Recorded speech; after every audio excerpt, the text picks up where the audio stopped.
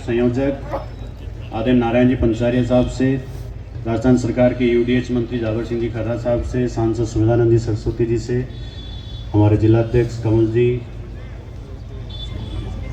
पूर्व केंद्रीय मंत्री सुभाष महरिया जी, पूर्व मंत्री प्रेम सिंह जी बाजौर से सभी निवर्तमान जिलाध्यक्ष पवन जी मोदी, सभी से अनुरोध करूंगा हमारे विधायक सुभाष जी मील, गोवर्धन जी वर्मा आप पधारें और भारत माता के चित्र पर, डॉक्टर श्यामा प्रसाद मुखर्जी के चित्र पर और पंडित दीनदयाल जी उपाध्याय जी के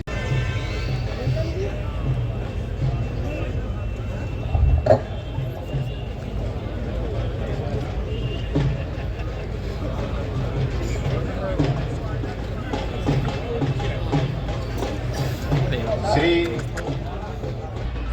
हरिराम जी रणवा को, गजानंद जी को, दिनेश जी धाबाई को, गोवर्धन जी वर्मा को, आप मंच पर जो भी हम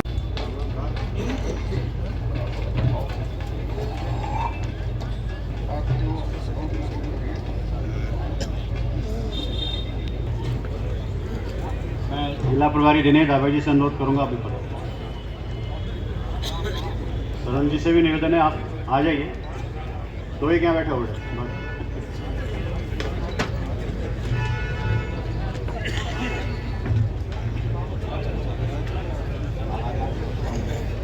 और प्रदेश नेतृत्व ने मुझे तीसरी बार पार्टी का चुनाव लड़ने का मौका दिया है।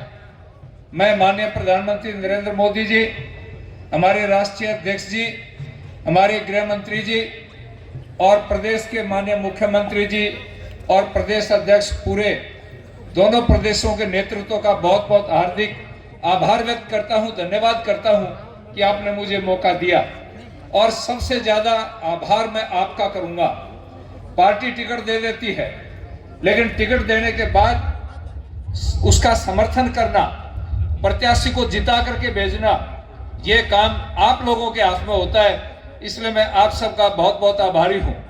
आपने पहले 2 बार मुझे पहले 2.5 लाख वोटों से और दूसरी बार 3 लाख मतों से जिता करके भेजा।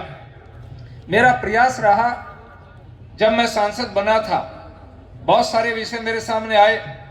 नौजवान साथियों ने, लगभग 500 नौजवानों ने रक्त से हस्ताक्षर करके मुझे दिए कि आप संसद में जा रहे हैं, हम आपसे मेडिकल कॉलेज चाहते हैं। मैंने माननीय प्रधानमंत्री जी से निवेदन किया और बजट सहित एक बहुत ही बढ़िया मेडिकल कॉलेज हमें मिला। जब मैं सांसद बना तो आपको पता है हमारी रेलवे की स्थिति क्या थी। मीटर गेज थी, जयपुर से आगे हम बढ़ नहीं सकते थे, इधर गंगानगर दिल्ली से आगे हम जा नहीं पाते थे। लेकिन मैंने माननीय मंत्री जी से निवेदन किया, प्रधानमंत्री जी से निवेदन किया और उन्होंने मेरी बात को स्वीकार करते हुए, बंधुओं, आज पूरी की पूरी ट्रेन इलेक्ट्रीफाई है, इलेक्ट्रिक से चलने वाली ट्रेनें चलती है। जब भी मैंने माननीय प्रधानमंत्री जी के सामने मेरा कोई प्रस्ताव रखा, माननीय प्रधानमंत्री जी के कार्यालय से मेरी फाइल के ऊपर ना लिख करके नहीं आया, हाँ ही लिख करके आया। इसका कारण आपका विश्वास और आपकी ताकत है। कोई भी नेता उसके पीछे जब तक उसकी जनता की ताकत नहीं होती है वो कुछ नहीं कर सकता। आपकी जो मेरे 26 लाख वोटर हैं, उन वोटरों के परिजन हैं, आपका जो समर्थन मुझे प्राप्त होता है, वही ताकत है कि नरेंद्र मोदी जी ने और हमारे संगठन ने मुझे तीसरी बार मौका दिया है। मैं आपसे एक निवेदन करना चाहूंगा, बीच में कोरोना काल आया, क्या स्थिति उसमें थी, मंच पर उपस्थित और आप सभी भाई जानते हैं। रात भर 1.5-2 महीना तक हम रात को सोए नहीं। मेरे पास 4 नौजवान बैठते थे मोबाइल लेकर के। रात को 2 बजे 1 बजे टेलीफोन आता था, महाराज हमें गैस चाहिए, ऑक्सीजन चाहिए, हमें बेड चाहिए, हमें एडमिट नहीं हो रहा है। और हालात ये थे, पिता की डेड बॉडी पड़ी है, कोई परिजन हाथ लगाने को तैयार नहीं है। जवान बेटे की डेड बॉडी पड़ी है, उसकी पत्नी सहित परिवार का कोई व्यक्ति हाथ लगाने को तैयार नहीं है। पूरे देश की दुनिया में एक भय का वातावरण था। लेकिन उस समय माननीय प्रधानमंत्री नरेंद्र मोदी जी ने नेतृत्व संभाला और पूरे देश के अंदर पहली बार 80 करोड़ लोगों के भोजन की व्यवस्था की, माताओं के खातों में 500-500 रुपए डाले, दवाई की व्यवस्था की। बंधुओं, मुझे याद है, मैं जब यहाँ चिकित्सालय में गया, डॉक्टर्स ने कहा कि हमारे पास मास्क नहीं है, मुंह पर लगाने के लिए कपड़े की पट्टी नहीं है, पहनने के लिए हमारे पास इस प्रकार के साधन नहीं है जिसको पहन करके हम मरीजों के बीच में जा सकें।